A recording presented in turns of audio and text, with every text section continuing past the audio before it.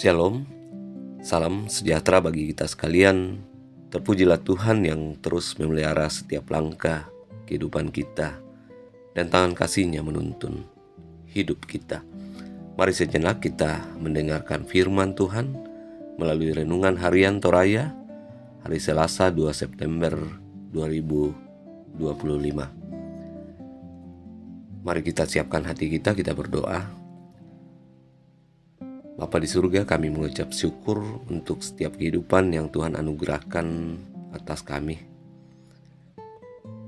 Kami percaya kehidupan ini terus dipimpin oleh tangan kasih setia Tuhan. Saat ini Tuhan, kami mau melandaskan kehidupan kami di atas kebenaran firman-Mu.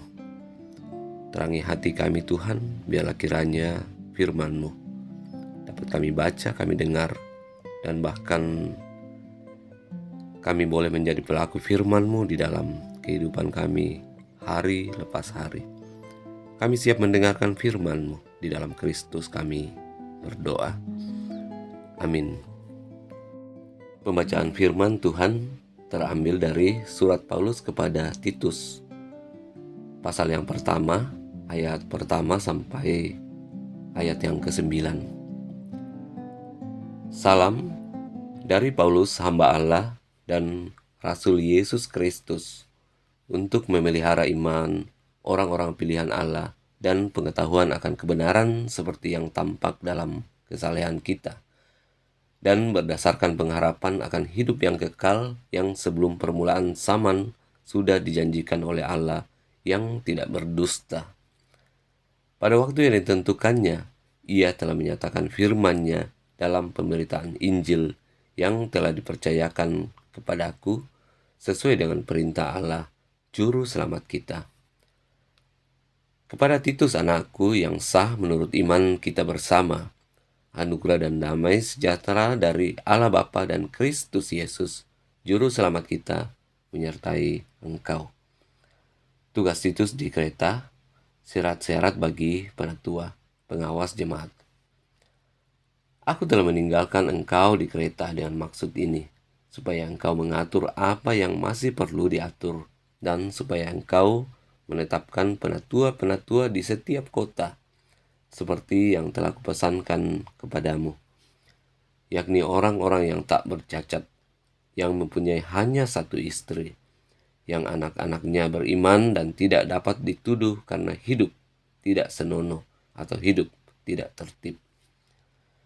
Sebab sebagai pengatur rumah Allah, seorang pengawas jemaat harus tidak bercacat, tidak angkuh, bukan pemberang, bukan peminum, bukan pemarah, tidak serakah, melainkan suka memberi tumpangan, suka akan yang baik, bijaksana, adil, saleh, dapat menguasai diri, dan berpegang kepada perkataan yang benar, yang sesuai dengan ajaran yang sehat, supaya sanggup menasehati orang berdasarkan ajaran itu dan sanggup meyakinkan penentangnya.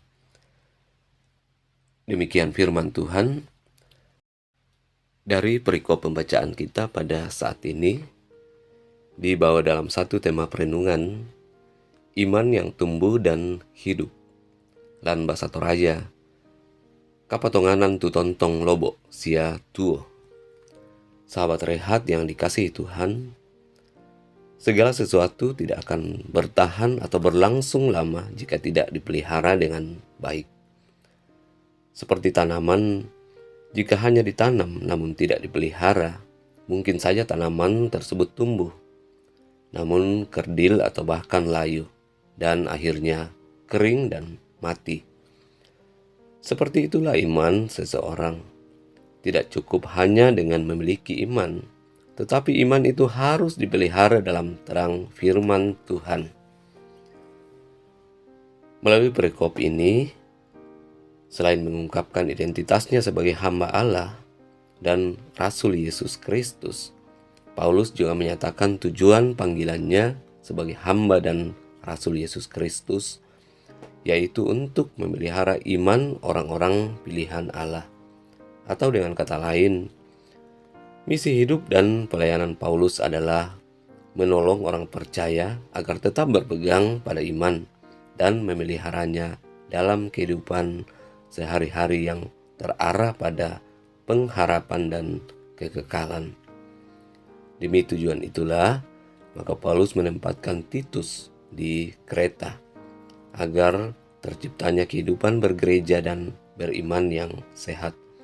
Diperlukan pemimpin yang berkarakter dan berintegritas untuk memimpin dan menjadi teladan umat dalam kehidupan beriman, serta senantiasa memelihara dan mempertahankan iman kepada Kristus. Kepada Titus, Paulus memberi daftar kriteria khusus untuk para pemimpin umat atau gereja, yakni para penatua dan diaken. Di ayat 6-9, Paulus menguraikan hal itu, yaitu para penatua atau pemimpin gereja harus memiliki karakter yang baik dalam kehidupan keluarga, karakter yang baik dalam kepribadian.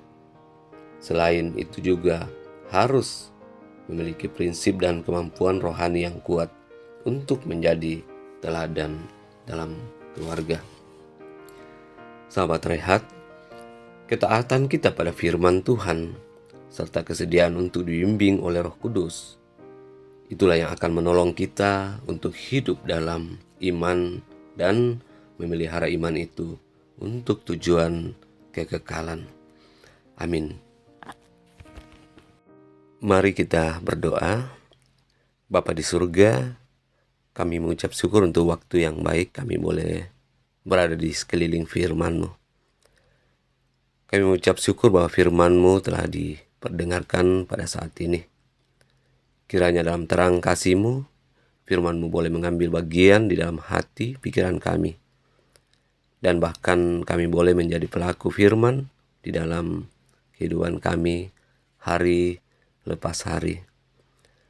Terima kasih untuk pengajaran firman-Mu, untuk terus memelihara iman percaya kami kepada-Mu Tuhan.